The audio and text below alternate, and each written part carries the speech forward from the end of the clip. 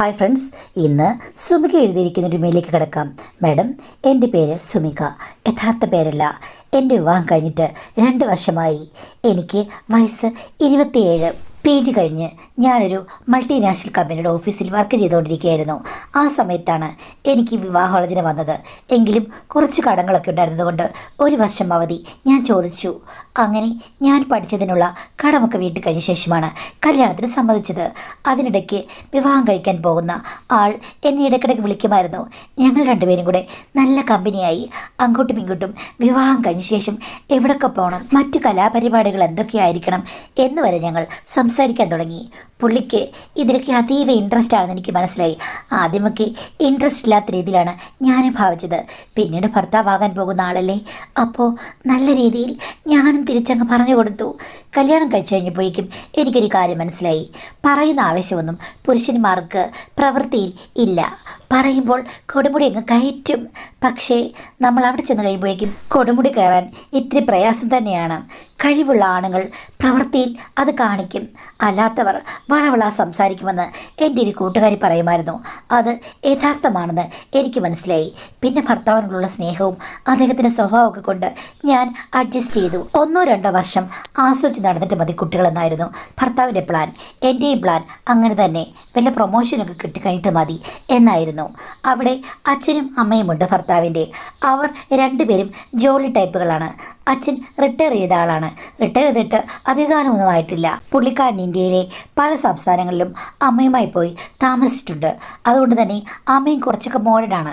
പക്ഷേ ഇവിടെ താമസിക്കുമ്പോൾ പുറത്തിറങ്ങുമ്പോൾ അമ്മ സാരി ഉടുത്തോ അല്ലെങ്കിൽ സെറ്റ് സാരി ഉടുത്തോ ശാലിന സുന്ദരിയായി ഇറങ്ങും. പക്ഷേ വീട്ടിൽ വന്നു കഴിയുമ്പോൾ അതെല്ലാം ഊരി എറിഞ്ഞിട്ട് ചെറിയ ഷോർട്ട്സും പിന്നെ ബനിയനുമൊക്കെ ഇട്ടുകൊണ്ടാണ് നടക്കുന്നത്. അത് കാണുമ്പോൾ എനിക്ക് ഭയങ്കര അത്ഭുതമായിരുന്നു. അമ്മയ്ക്ക് ഇത്രയും പ്രായമുണ്ട്.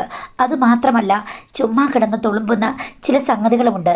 എന്നിട്ടും അമ്മ ഇങ്ങനെ വീട്ടിനകത്ത് നടക്കുന്നത് കാണുമ്പോൾ എനിക്ക് ഭയങ്കര അത്ഭുതമായിരുന്നു. എൻ്റെ വീട്ടിൽ ഇത്തിരിയൊക്കെ മോഡേണാണെങ്കിലും ഒരിക്കലും ഇങ്ങനെയൊന്നും സമ്മതിക്കില്ല. ഞാൻ ഹസ്ബൻഡിനോട് ചോദിക്കും, അതെന്താ അമ്മയ്ക്ക് വീട്ടിനകത്ത് ഇങ്ങനൊരു സ്വഭാവം, പുറത്തു പോകുമ്പോൾ ഇങ്ങനൊരു സ്വഭാവമെന്ന്. അപ്പോൾ എൻ്റെ ഭർത്താവ് പറഞ്ഞു, എടി, അച്ഛനമ്മയെ മോഡേൺ ഡ്രസ്സിൽ കാണുന്നതാണ് ഇഷ്ടം. പണ്ട് തൊട്ടേ അങ്ങനെയാണ്. അവർ തമ്മിൽ ഇപ്പോഴും ഭയങ്കര ആക്റ്റീവാണ്. അവരുടെ മുറി അടുത്ത് പോയി നിന്ന് കഴിഞ്ഞാൽ നിനക്ക് പല ശബ്ദങ്ങളും ഇപ്പോഴും കേൾക്കാം. എന്തിൻ്റെ ശബ്ദമാ ചേട്ടാ? കൂർക്കവലിയുടെ ശബ്ദം. എടി, അവർ തമ്മിൽ ഭയങ്കര ആക്റ്റീവാണെന്ന് ഞാൻ പറഞ്ഞല്ലോ. 2 പേർക്കും അസാമാന്യമായ താല്പര്യങ്ങളുള്ള വ്യക്തികളാണ്. എനിക്കത് പണ്ടേ അറിയാം. അതുകൊണ്ട് ഞാൻ ആ ഭാഗത്തേക്ക് പോകാറില്ലെന്ന് ഭർത്താവ് പറഞ്ഞു. ഞാൻ പറഞ്ഞത് നല്ലതല്ലേ, അച്ഛനും അമ്മയും സ്നേഹത്തോടുകൂടി ഇരിക്കുന്നത്. അപ്പോൾ ഹസ്ബൻഡ് പറഞ്ഞു, അത് നല്ലത് തന്നെയാണ്. അതൊരു ഉദാഹരണമായിട്ട് ഞാൻ പറഞ്ഞതാണ്. ഞാനിങ്ങനെ മോളി, എന്നിട്ട് അതിന് പാതി ഇൻട്രസ്റ്റ് പോലെ നിങ്ങൾക്കില്ലല്ലോ. ഇൻട്രസ്റ്റൊക്കെ ഉണ്ട്, പക്ഷേ വെളിയിലേക്ക് വരുമ്പോൾ ഒന്നുമില്ല. എനിക്ക് വീടിൻ്റെ മുന്നിൽ തന്നെ ബസ് കിട്ടും. എൻ്റെ ഓഫീസിൻ്റെ മുന്നിൽ ഇറങ്ങാം. അവിടെ നിന്ന് തിരിച്ചു അങ്ങനെ തന്നെ. പിന്നെ ഹസ്ബൻഡ് കാറിലാണ് പോകുന്നത്. അമ്മായിച്ചിനൊരു കാറുണ്ട്. പുള്ളി അതെടുത്ത് കറങ്ങാനൊക്കെ ഇറങ്ങും. ചിലപ്പോൾ 2 പേരും കൂടെ പോകും. ചില സമയത്ത് ഞാൻ ഡ്യൂട്ടി കഴിഞ്ഞ് വരുമ്പോൾ ടൗണിൽ വെച്ച് അവരെ കാണാറുണ്ട്. അവിടെ കാറിൽ കയറി ഞാൻ തിരിച്ചു വരികയും ചെയ്യും. ചിലപ്പോൾ അമ്മായിപ്പനും തനിയായിരിക്കും. ഒരു ദിവസം ഞാൻ ഡ്യൂട്ടി കഴിഞ്ഞ് ഒരു ജ്യൂസ് കഴിക്കാൻ വേണ്ടി സ്ഥിരം കയറുന്ന ഒരു ഷോപ്പിൽ കയറി. അതിന് തൊട്ട് ചേർന്ന് ഒരു ഇടവഴിയാണ്. ആ ഇടവഴി ഇങ്ങനെ നീണ്ടു പോവുകയാണ്. വലിയ വലിപ്പമൊന്നുമില്ല, ഒരു സ്കൂട്ടറിനൊക്കെ പോകാം. പക്ഷെ 2 വശത്തും നല്ല സ്ഥാപനങ്ങളും ഒക്കെ ഉണ്ട്. അങ്ങനെ ഞാൻ ജ്യൂസ് കഴിച്ചിരുന്നപ്പോഴുണ്ട് എൻ്റെ അമ്മായിച്ചൻ ഒരു സ്ത്രീയുടെ തോളിൽ കൈയിട്ടുകൊണ്ട് ആ ഇടവഴിയെ അകത്തേക്ക് പോകുന്നു. Madam, shoe അമ്മയല്ലത്, എനിക്കുറപ്പാണ്. അമ്മായിയമ്മയെ കണ്ടു കഴിഞ്ഞാൽ പുറമാണെങ്കിലും മുന്നിലാണെങ്കിലും കണ്ടാൽ എനിക്ക് മനസ്സിലാകില്ലേ, ഇത് വേറെ സ്ത്രീയാണ്. സ്ത്രീ എന്ന് പറയാൻ പറ്റില്ല, ചെറുപ്പക്കാരിയാണ്. കൂടി വന്നു കഴിഞ്ഞാൽ അവർക്ക് 32 അല്ലെങ്കിൽ 35 വയസ്സ് കാണും, അത്രയേ ഉള്ളൂ. ജ്യൂസ് പെട്ടെന്ന് കുടിച്ചിട്ട് ഞാൻ പുറത്തിറങ്ങി. എന്നിട്ട് ആ ഇടവഴിയിലേക്ക് നോക്കി. അവരെ കാണാനില്ല. എന്നാലും അതിൻ്റെ അറ്റം വരെ ഒന്ന് പോയി നോക്കാമെന്ന് വിചാരിച്ച് ഞാൻ നടന്നു. മാഡം, പല കടകളിലും ഞാൻ നോക്കുന്നുണ്ട്. അവിടെ എല്ലാം ചെറിയ ചെറിയ കടകളാണ്. നല്ല ആദായ വിലയ്ക്ക് സാധനങ്ങൾ കിട്ടും. അവിടെ കാണാൻ കയറിയതായിരിക്കാം എന്ന് വിചാരിച്ചു. ഒരു 200 മീറ്റർ നടന്നു കഴിഞ്ഞപ്പോഴേക്കും അവിടെ സ്ത്രീകളുടെ അടിയുടുപ്പുകൾ മാത്രം വിൽക്കുന്ന ഒരു കടയുണ്ട്. അവിടെ നിൽക്കുന്നു രണ്ടുപേരും. ഞാനാണെങ്കിൽ ഏറുകണിട്ട് അവരെ നോക്കി. രണ്ടുപേരും കൂടി ചിരിച്ചും കളിച്ചും ഓരോ തൊങ്ങൽ വെച്ച സാധനങ്ങളൊക്കെ നോക്കിയാണ്. മുകളിലത്തേതും താഴത്തേതുമൊക്കെ സെയിൽസ് ഗേൾ അതെടുത്ത് കാണിക്കുന്നുണ്ട്. എനിക്കത് കണ്ട് വല്ലാത്തൊരു ചമ്മൽ തോന്നി. ഈ അച്ഛൻ എന്തിനാണ് വേറൊരു പെണ്ണിന് വേണ്ടി ഇതൊക്കെ എടുത്തു കൊടുക്കുന്നത്? രണ്ടുപേരും തമ്മിൽ അവിഹിത ബന്ധം തന്നെ. പുള്ളിക്ക് ആവേശം കൂടുതലാണെന്നല്ലേ എൻ്റെ ഭർത്താവ് പറഞ്ഞത്. അല്ലെങ്കിൽ തന്നെ വീടിൻ്റെ മുകളിൽ അദ്ദേഹം ചെറിയൊരു ജിം സെറ്റപ്പ് ചെയ്തിട്ടുണ്ട്. എൻ്റെ ഭർത്താവ് പലപ്പോഴും മാത്രമേ അത് ഉപയോഗിക്കാറുള്ളൂ. പക്ഷേ അച്ഛൻ അങ്ങനെയല്ല. എല്ലാ ദിവസവും നല്ല രീതിയിൽ എക്സസൈസ് ചെയ്യും. ശരിക്കും ഫിറ്റായ ബോഡിയാണ്. പിന്നെ തലമുടിയോ മീശയോ എങ്ങും ഒരു കറുപ്പ് പോലും കാണില്ല. അതിനു മുമ്പ് പുള്ളി കറുപ്പിച്ചിരിക്കും. പല്ലൊക്കെ ആണെങ്കിലും എന്തോ ചെയ്ത് നല്ല ചെറുപ്പക്കാരെ പോലെ വെച്ചിരിക്കുകയാണ്. പ്രായമായതിൻ്റെ ഒരു ലക്ഷണവും പല്ലിലോ ചുണ്ടിലോ ചിരിയിലോ ഒന്നുമില്ല. അതുകൊണ്ട് തന്നെ അദ്ദേഹത്തിന് ഒരു ചെറുപ്പക്കാരൻ്റെ ഫീലിംഗ് ആണെന്ന് എനിക്ക് പലപ്പോഴും തോന്നിയിട്ടുണ്ട്. അമ്മയും അങ്ങനെ തന്നെയാണ്. സൗന്ദര്യം നിലനിർത്താൻ നന്നായി ഓരോ കാര്യങ്ങൾ ചെയ്യുന്നുണ്ട്. എൻ്റെ ഭർത്താവിന് പിന്നെ സ്വാഭാവികമായ സൗന്ദര്യമുണ്ട്. അതൊന്നും നിലനിർത്താൻ വേണ്ടി പുള്ളി ഒന്നും ചെയ്യുന്നുമില്ല. ചെയ്തിരുന്നെങ്കിൽ കുറച്ചുകൂടെ മെച്ചപ്പെട്ടേനെന്ന് എനിക്ക് തോന്നിയിട്ടുണ്ട്. ഞാനത് പറഞ്ഞിട്ടുണ്ട്. കേൾക്കില്ലല്ലോ. എന്ത് ചെയ്യാനാണ്? മടിയനാണ്, അലസനുമാണ്. പക്ഷേ അച്ഛൻ അങ്ങനെയല്ല, നേരെ ഓപ്പോസിറ്റാണ്. ദേ ഒരു പെണ്ണിന് തൊങ്ങൽ വെച്ചത് വാങ്ങിച്ചു കൊടുക്കുന്നത് കണ്ടില്ലേ? എന്തായാലും അവരെ എനിക്ക് ഫേസ് ചെയ്യാൻ മടിയൊന്നുമില്ലായിരുന്നു. ഞാൻ പെട്ടെന്ന് കടലേക്ക് കയറി ചെന്നു. എന്നെ കട കഴിഞ്ഞപ്പോഴേക്കും അമ്മര് ഞെട്ടി. എന്താ മോളെ നീ ഇവിടെ? ഞാൻ പറഞ്ഞു ഇവിടെ സ്ത്രീകൾക്ക് ഓരോ സാധനങ്ങൾ വിൽക്കുന്നതാണ്. അച്ഛൻ എന്തിനാ ഇവിടെ വന്നത്? അത് പിന്നെ നിൻ്റെ അമ്മായിമ്മയ്ക്ക് വേണ്ടി വാങ്ങിക്കാൻ വന്നതാണ്. അവളോട് പറഞ്ഞിരുന്നു ഇത് വാങ്ങണമെന്ന്. അപ്പോൾ ഈ ബ്രാൻഡിൻ്റെ ഉണ്ടോ നോക്കി ഞാൻ വന്നതാണ്. അപ്പോൾ അടുത്തുനിന്ന സ്ത്രീ ആരാ ചേട്ടാ ഇത് എന്ന് ചോദിച്ചു. അപ്പോഴേക്ക് പുള്ളിക്കാൻ കണ്ണിങ്ങനെ പതുക്കെ അടച്ച് അവർക്ക് സിഗ്നൽ കൊടുക്കുന്നതുകൊണ്ട് എനിക്ക് തോന്നി അത് എൻ്റെ മരുമോളാണെന്ന്. ഞാൻ ചോദിച്ചു ആരാച്ചാന്ന്. ഇതേ എനിക്കറിയാവുന്ന ഒരാളാണ്. ഞാൻ വന്നപ്പോൾ കട നിൽക്കുകയായിരുന്നു. അല്ലേ നീ എപ്പോഴാടി വന്നത്? കുറേ നേരമായോ കടയൊക്കെ തിരയാൻ തുടങ്ങിയിട്ട് എന്ന് ചോദിച്ചപ്പോൾ അവർ പറഞ്ഞു പിന്നെ ഞാനാണെങ്കിൽ 10 മിനിറ്റായിട്ട് നോക്കുകയാണ്. ചേട്ടൻ ഇപ്പോൾ വന്നിട്ട് എന്താ വേണ്ടെന്ന് പോലും പറഞ്ഞില്ലല്ലോ. അതിന് മുമ്പ് മരുമോൾ കയറി വന്നു. ഇനിയിപ്പോൾ മരുമോൾ സഹായിക്കുമല്ലോ എല്ലാം തിരഞ്ഞെടുക്കാൻ എന്ന് പറഞ്ഞു. അങ്ങനെ അച്ഛൻ എൻ്റെ സാന്നിധ്യമുള്ളത് കൊണ്ട് അമ്മയ്ക്ക് വേണ്ടി സൈസ് പറഞ്ഞ് 1-2 വാങ്ങി. അത് കണ്ട് ഞാൻ ഞെട്ടിപ്പോയി. കാര്യം അത്രയ്ക്കും മോഡേണായിട്ടുള്ള കണ്ടാൽ ആകർഷകമായ സംഗതികളായിരുന്നു. അയ്യോ അമ്മ ഇതൊക്കെ ഇടുമോ? ചെറുപ്പക്കാരികളെ പെണ്ണുങ്ങളല്ലേ ഇതിടുന്നേ എന്ന് ഞാൻ ചോദിച്ചപ്പോഴേക്കും നിൻ്റെ അമ്മായിയമ്മ ചെറുപ്പക്കാരില്ലെന്ന് ആരാ പറഞ്ഞത്? ഞങ്ങൾ രണ്ടുപേരും ഇപ്പോഴും ചെറുപ്പമാണെന്ന് പറഞ്ഞ് പുള്ളി ചിരിച്ചു. എന്തായാലും പറഞ്ഞു മോളെ നമുക്കെന്നാൽ പോകാം. അച്ഛൻ തിരിഞ്ഞ് ആ സ്ത്രീയോട് പറഞ്ഞു സിദ്ധു ഞങ്ങൾ പോവുകയാണേ, മരുമോളെ കൊണ്ട് ഞാൻ വീട്ടിലേക്ക് അങ്ങ് പോവുക. കാർ അപ്പുറത്ത് കിടക്കുകയാണ്. നീ ഒരു കാര്യം ചെയ്യേ, പർച്ചേസൊക്കെ ചെയ്യുക കേട്ടോ. ഇനി കാണാം എന്ന് പറഞ്ഞ് ഇറങ്ങി നടന്നു. ഇത്തിരി ദൂരം നടന്നു കഴിഞ്ഞപ്പോഴേക്കും അയ്യോ എനിക്ക് സിദ്ധുവിനോട് ഒരു കാര്യം പറയാനുണ്ടായിരുന്നു, ഞാൻ പോയി പറഞ്ഞിട്ട് വരാം എന്ന് പറഞ്ഞ് പെട്ടെന്ന് പോയി. എനിക്ക് തോന്നുന്നു പർച്ചേസ് ചെയ്യാനുള്ള പൈസ ഒക്കെ അവളുടെ കയ്യിൽ കൊടുക്കാൻ വേണ്ടായിരുന്നു. എന്തായാലും പെട്ടെന്ന് വന്നു. ഞാൻ ചോദിച്ചു ആരാ ഈ സിന്ധു? എൻ്റെ അച്ഛനുമായിട്ടുള്ള ബന്ധം നല്ലൊരു ബന്ധമാണെന്ന് എനിക്ക് തോന്നില്ലല്ലോ. അതെന്താടി നീ അങ്ങനെ പറഞ്ഞത്? അല്ല നിങ്ങൾ രണ്ടുപേരും കൂടി തോളെ കൈയിട്ട് ഇടവഴിയിലേക്ക് കയറി പോകുന്നത് ഞാൻ കണ്ടു. അച്ഛനൊന്ന് ഞെട്ടി. എവിടെ ഇരുന്നു? ദേ ഞാൻ ആ കോർണറിലുള്ള ജ്യൂസ് കടയിലുണ്ടായിരുന്നു. അപ്പോൾ നീ കണ്ടിട്ടാണ് ഞങ്ങളുടെ പുറകെ വന്നത്? കണ്ടിട്ടാണ് വന്നത്. സത്യം പറയാച്ചാ ആ സ്ത്രീ ആരാണെന്ന്? എടി അവളെ എനിക്ക് കുറേ നാളായിട്ട് പരിചയമുണ്ട്. ഭർത്താവ് മരിച്ചു പോയതാണ്. ഒരു പെൺകൊച്ചുണ്ട്. അവളിങ്ങനെയൊക്കെ അങ്ങോട്ടും ഇങ്ങോട്ടൊക്കെ നടക്കുന്ന, അത്യാവശ്യം എല്ലാവരോടും സഹകരണ മനോഭാവം പുലർത്തുന്ന ഒരു സുന്ദരിയായ പെൺകുട്ടി എന്ന് വേണമെങ്കിൽ ഞാൻ പറയാം എന്ന് പറഞ്ഞു.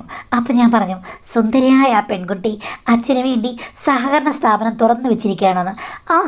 അവൾ എനിക്ക് വേണ്ടി മാത്രമല്ല ആർക്ക് വേണ്ടി വേണമെങ്കിലും തുറക്കും. പക്ഷേ ഒരു ഉഗ്രൻ തുറപ്പാണത് എന്ന് പറഞ്ഞിട്ട് അച്ഛൻ ചിരിച്ചു. അച്ഛാ ഈ പ്രായത്തിലൊക്കെ ഇങ്ങനെ നടന്നു കഴിഞ്ഞാൽ അമ്മ അറിഞ്ഞാൽ എന്താകും? അതൊക്കെ വലിയ പ്രശ്നമാകില്ലേ? പിന്നെ ചേട്ടൻ അറിഞ്ഞാൽ എന്താകും? നീ പറയാതിരുന്നാൽ മതി. ആരോടും ഒരു കുഴപ്പമില്ല.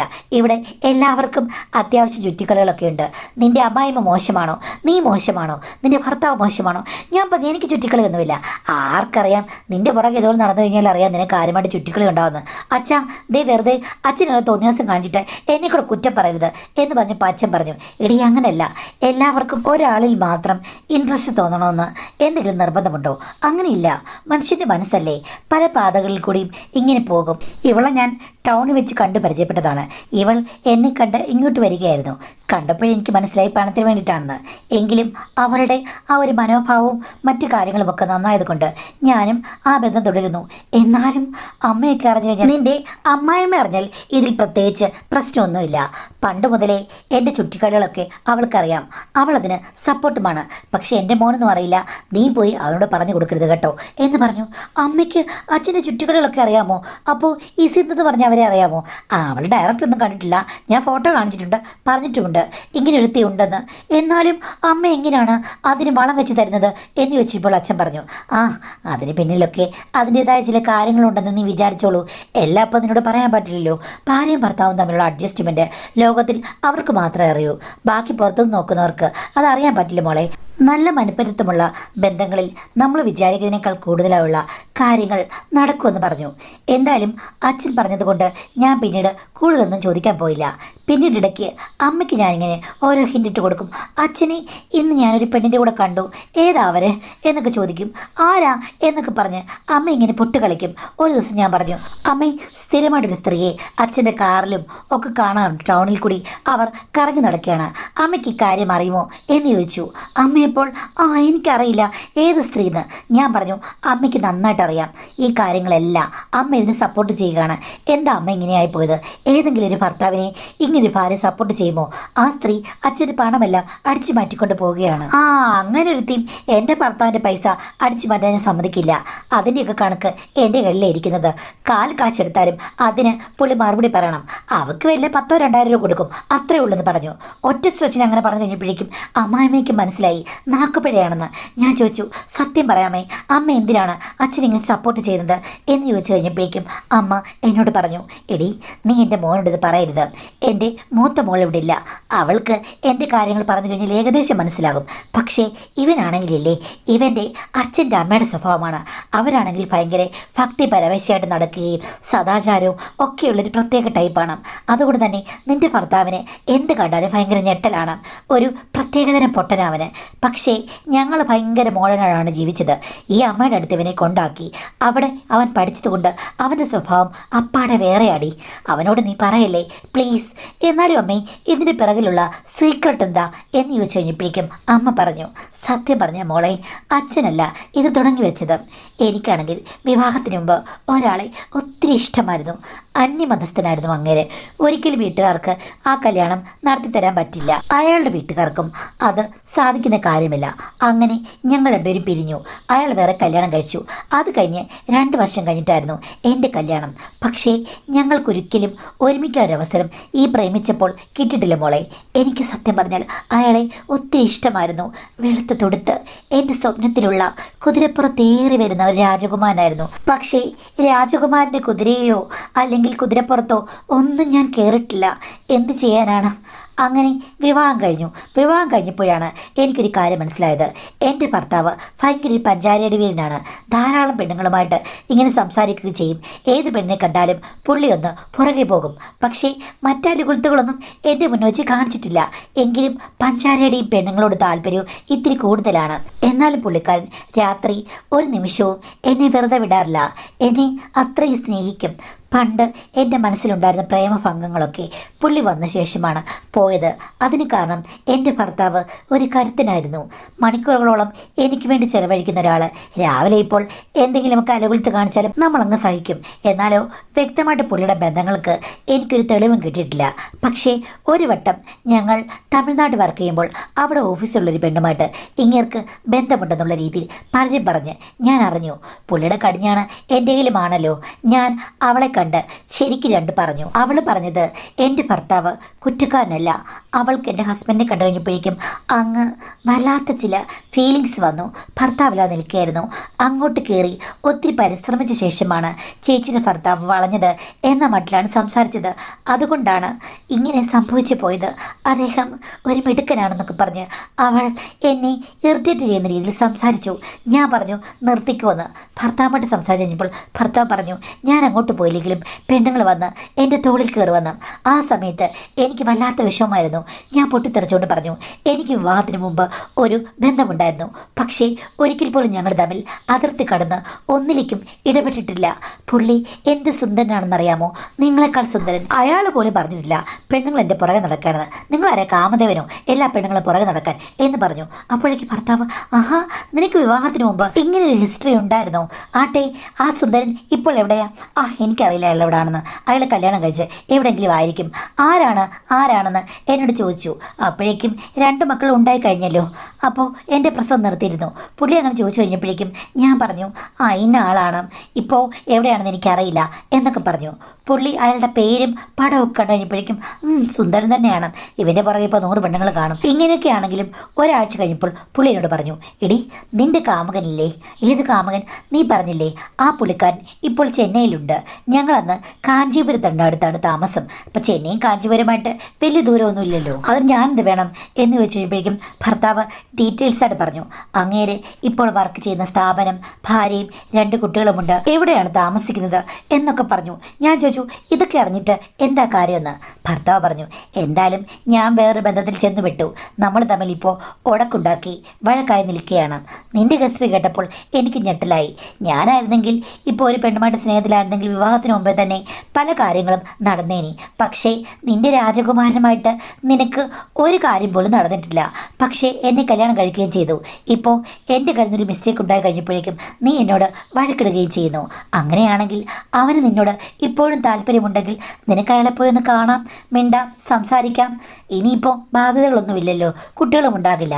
അങ്ങനെയാകുമ്പോൾ നിങ്ങൾക്ക് ഇതുവരെ നടക്കാത്തൊരു കാര്യം നടത്തിയെടുക്കാൻ പറ്റും. പകരത്തിന് പകരമായി ഞാൻ ചെയ്യുന്നതിന് പ്രായശ്ചിത്തം എന്ന് ഓർത്തോളൂ. ഛീ, നിങ്ങളിതിന് വൃത്തികെട്ട ആളാണ്, ഇങ്ങനെയൊക്കെയാണോ പറയുന്നത് എന്ന് പറഞ്ഞു. ഭർത്താവ് പറഞ്ഞു, ഞാൻ ഭയങ്കര പ്രാക്ടിക്കലായിട്ടുള്ളൊരു കാര്യമാണ് പറയുന്നത്. അങ്ങേർക്ക് താല്പര്യമുണ്ടെങ്കിൽ അങ്ങേരുടെ കുടുംബം തകർക്കാതെ നിങ്ങൾക്ക് 2 പേർക്കും മീറ്റ് ചെയ്യാനുള്ള സെറ്റപ്പ് ഇവിടെ ഉണ്ട്, ഇല്ലെങ്കിൽ ഞാൻ ഉണ്ടാക്കി തരും. നീ പോയി അയാളെന്ന് കാണ്, ഒരു പ്രശ്നവുമില്ല എന്നൊക്കെ പറഞ്ഞു. ഞാൻ വേണ്ടെന്ന് പറഞ്ഞെങ്കിലും ഒന്ന് പോയി കാണ് എന്ന് പറഞ്ഞ് ഭർത്താവ് ഒരു ദിവസം അയാളുടെ ഓഫീസിൻ്റെ സൈഡിൽ എന്നെ കൊണ്ടുവിട്ടു. ഞാൻ ആ ഓഫീസിൽ പോയി പുള്ളിയെ കണ്ടുപിടിച്ച് സംസാരിച്ചു. പുള്ളിക്ക് അത്ഭുതമായിരുന്നു. പുള്ളിക്ക് എന്നോടുള്ള സ്നേഹം അപ്പോഴും തുളുമ്പി നിൽക്കുകയായിരുന്നു. പിന്നീട് ഇടയ്ക്കിടയ്ക്ക് ഞങ്ങൾ മീറ്റ് ചെയ്യാൻ തുടങ്ങി, വേറെ സ്ഥലങ്ങളിൽ. ഭാര്യയ്ക്കൊന്നും ഒരിക്കലും ആ സിറ്റി അറിയുകയുമില്ല. എൻ്റെ ഭർത്താവിൻ്റെ മൗനസമ്മതത്തോടുകൂടിയായിരുന്നു എൻ്റെ മീറ്റിങ്ങുകളെല്ലാം. പണ്ട് കാണാമറയത്ത് മറഞ്ഞിരുന്ന കുതിരയുടെ മേൽ എനിക്ക് സവാരി ചെയ്യാനുള്ള അവസരം ഉണ്ടാക്കി തന്നത് എൻ്റെ ഭർത്താവാണ്. അത് എനിക്കൊരിക്കലും മറക്കാൻ പറ്റില്ല. അദ്ദേഹം അത് കഴിഞ്ഞിട്ടും എന്നോട് യാതൊരു വിധത്തിലുള്ള അതൃപ്തിയും കാണിച്ചിട്ടില്ല. എൻ്റെ കാമുകനുമായിട്ട് കുറേ വർഷങ്ങൾ ഒന്നിച്ചു ചേരാനുള്ള അവസരം അദ്ദേഹം ഉണ്ടാക്കി തന്നു. അത് കഴിഞ്ഞതിൽ പിന്നെ അദ്ദേഹം എന്നോട് പറഞ്ഞതാണ് മറ്റ് ഓപ്ഷൻസൊക്കെ നോക്കാവുന്ന. ഞങ്ങൾ അവിടുന്ന് ട്രാൻസ്ഫറായി പോകുന്നു. പിന്നീട് അദ്ദേഹത്തെ എനിക്ക് കാണാൻ പറ്റിയിട്ടില്ല. ഇപ്പോഴും വിളിക്കാറൊക്കെ ഉണ്ടെങ്കിലും സൗകര്യങ്ങളൊന്നുമില്ല. പുള്ളി ഇപ്പോൾ എവിടെയല്ല, ഡൽഹിയിലാണ്. പിന്നെ പ്രായമായില്ലേ. പക്ഷേ എൻ്റെ ഭർത്താവ് എൻ്റെ ജീവിതാഭിലാഷങ്ങൾ സാധിച്ചു തന്ന ഒരാളാണ്. അപ്പോൾ അദ്ദേഹത്തിൻ്റെ സ്വഭാവം എന്ന് പറയുമ്പോഴേക്കും ഞാനല്ലാതെ വേറെ ആളുടെ വേണം, എങ്കിലേ അദ്ദേഹത്തിന് ഒരു വെറൈറ്റി ഫീൽ ചെയ്യുകയുള്ളൂ. അത് പിന്നീട് ഞാനങ്ങ് അക്സെപ്റ്റ് ചെയ്തു. എനിക്ക് പിന്നീട് വെറൈറ്റി ഒന്നും തോന്നിയിട്ടുമില്ല. വേണമെങ്കിൽ എനിക്ക് എപ്പോഴും എവിടെയും പോകാനുള്ള സ്വാതന്ത്ര്യം ഉണ്ട് എന്ന് പറഞ്ഞു. അപ്പോൾ എനിക്ക് മനസ്സിലായി, നമ്മൾ ചിന്തിക്കുന്ന പോലെയല്ല വിവാഹബന്ധം. പല രീതിയിലും വ്യത്യസ്തതകളുള്ള ആളുകൾ ഈ ഭൂമിയിലുണ്ട്. അതിനിടയ്ക്ക് 1 വർഷം കഴിഞ്ഞപ്പോൾ എൻ്റെ ഭർത്താവിന് വിദേശത്തേക്ക് പോകാനുള്ള അവസരം കിട്ടി. അദ്ദേഹം പോവുകയും ചെയ്തു. പിന്നീട് ഞാനും അമ്മയും അച്ഛനും മാത്രമായ വീട്ടിൽ ഞങ്ങൾ എല്ലാം തുറന്ന് സംസാരിക്കാൻ തുടങ്ങി. എൻ്റെ ഭർത്താവിൻ്റെ സ്വഭാവം ഞങ്ങളെക്കാൾ വ്യത്യസ്തമാണെന്ന് ഭർത്താവ് പോയി കഴിഞ്ഞപ്പോഴാണ് ശരിക്കും മനസ്സിലായത്. ഞങ്ങൾ 3 പേരും ഒരേ വേവ് ലെങ്തുള്ള ആളുകളായിട്ട് മാറി. ആ വീട് സ്വർഗപ്പൂങ്കാവനമായിരുന്നു. പിന്നീട് അച്ഛൻ്റെ പഴയ വീരസ്യ കഥകളും അമ്മ കാമുകൻ്റെ കഥകളും ഒക്കെ തുറന്ന് പറയും. ആ സമയത്ത് ഞാൻ പറയും, എൻ്റെ ഭർത്താവ് പോയതിൽ പിന്നെ ഞാൻ എന്ത് ചെയ്യാനാണ്? എടീ, ഓഫീസിൽ നല്ല ആണുങ്ങളൊന്നുമില്ലേ? ആരും അറിയാതെ എന്തെങ്കിലും പറ്റില്ലേ എന്നൊക്കെ അമ്മായിമ്മനെ കളിയാക്കും. ഞാൻ പറയും, എനിക്കതിനുള്ള ധൈര്യമൊന്നുമില്ല, എനിക്കങ്ങനൊന്നും വേണ്ട, പേടിയാണെന്ന്. ഒന്നും പറ്റില്ല, പിന്നെ ഇങ്ങനെ കാര്യങ്ങൾ നടക്കുക. എടീ, പറഞ്ഞാൽ മാത്രം പോരാ, പ്രവൃത്തിയും വേണം എന്നൊക്കെ പറയും. പിന്നെ വേറെ കാര്യമുണ്ട്, നിൻ്റെ അമ്മായിച്ചന് മരുമോളെന്നോ അല്ലെങ്കിൽ സിന്ധുവെന്നോ ഒന്നും നോട്ടമില്ല. നീ ഒന്ന് സൂക്ഷിച്ചിരുന്നോ, ചിലപ്പോൾ പറയാൻ പറ്റില്ല, ഉറങ്ങിക്കിടക്കുമ്പോഴായിരിക്കും ഇങ്ങനെ വരുന്നത് എന്ന് പറഞ്ഞു. അമ്മാച്ചൻ പറഞ്ഞു, പൊടി, ഞാൻ ഒരിക്കലും ഒരു പെണ്ണിൻ്റെ പുറകെ പോയിട്ടില്ല. പെണ്ണുങ്ങൾ ഇങ്ങോട്ട് വരികയാണെങ്കിൽ ഞാൻ ഓക്കെ പറയും, അത്രയേ ഉള്ളൂ. അപ്പോൾ മരുമോൾ നിങ്ങളുടെ പുറകെ വരണമെന്നാണ് നിങ്ങൾ പറഞ്ഞത്. മോളെ, അപ്പോൾ ഒരു കാര്യം നീ വിചാരിക്കുക, നിനക്കെന്തെങ്കിലും ആവശ്യമുണ്ടെങ്കിൽ അമ്മായച്ചനെ നീ അങ്ങ് ആശ്രയിക്കുക. ക്ഷമിക്കുക, ആശ്രിത വത്സലനാണ്, നിന്റെ ഭർത്താവിനെ പോലെയല്ല എന്ന് പറഞ്ഞു. ഞാൻ പറഞ്ഞു അമ്മയൊന്ന് പോ, ചുമ്മാ തമാശ പറയാതെ. അപ്പം അമ്മ പറഞ്ഞു തമാശയൊന്നും അല്ലടി, സത്യം പറഞ്ഞാൽ പുറത്തൊക്കെ നടക്കുന്ന മറ്റ് വെടക്ക് പെണ്ണുങ്ങളുടെ കൂടെ നടക്കുന്നതിനേക്കാളൊക്കെ എത്രയോ നല്ലതാണ് ഇദ്ദേഹം വീട്ടിൽ തന്നെ നമ്മളിൽ രണ്ടുപേരിലും അടങ്ങി ഒതുങ്ങിയിരിക്കുന്നത്. അതുകൊണ്ട് മോൾക്ക് താല്പര്യമുണ്ടെങ്കിൽ കാര്യങ്ങൾ മുന്നോട്ട് കൊണ്ടുപോകുന്നതിൽ അമ്മയ്ക്ക് ഒന്നുമില്ല. നമ്മൾ 3 പേരെ അറിയാവൂ, എൻ്റെ മകളോ എൻ്റെ മകനോ ഒന്നും അറിയരുത്. പുറത്ത് നമ്മൾ മാതൃകാ കുടുംബം, അകത്ത് നമ്മൾ തരികിട കുടുംബം എന്ന് അമ്മായിമ്മ പറഞ്ഞു. എങ്കിൽ പിന്നെ എന്തുമാകാം എന്നുള്ളൊരു ധൈര്യം എനിക്കുണ്ടായി. ഞാൻ അമ്മായിപ്പനോട് അങ്ങോട്ട് പറയുകയായിരുന്നു, അച്ഛാ ഒരു പരീക്ഷണം ആകാമെന്ന്. അപ്പോൾ ഞാൻ സമ്മതിച്ചു കഴിഞ്ഞ ശേഷം മാത്രമാണ് അമ്മായിച്ച വന്നത്. അതെനിക്ക് വളരെ മതിപ്പ് ഉളവാക്കി. അമ്മായിമ്മയ്ക്ക് അതിലൊന്നൊരു ശ്രദ്ധയില്ല, ഒന്നിനും ശ്രദ്ധ കൊടുക്കില്ല. നിങ്ങളുടെ ഇഷ്ടം എന്നുള്ള രീതിയിൽ പുള്ളിക്കാരി ഒഴിഞ്ഞു മാറിത്തരും. അമ്മായിച്ചൻ വന്ന ശേഷമാണ് എന്താണെന്ന് എനിക്ക് മനസ്സിലായത്. പൂർണ്ണമായി നിറഞ്ഞു കവിയുന്ന ഒരു തടാകം പോലെ ഞാനൊന്ന് മാറി. അദ്ദേഹം ഈ പ്രായത്തിലും എത്ര ഊർജ്ജസ്വലനാണ്. അതുമാത്രമല്ല എൻ്റെ ഇഷ്ടങ്ങൾ ചോദിക്കും.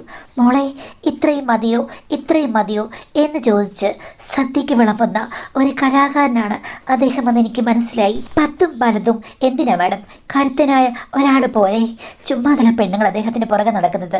പക്ഷേ സിന്ധുവായിട്ടുള്ള എല്ലാ ബന്ധങ്ങളും ഞാൻ കട്ടിയിപ്പിച്ചു. ഇപ്പോൾ ഞാനും അമ്മയും കൂടെ അച്ഛനെയുടെ കെട്ടിയിട്ടിരിക്കുകയാണ്.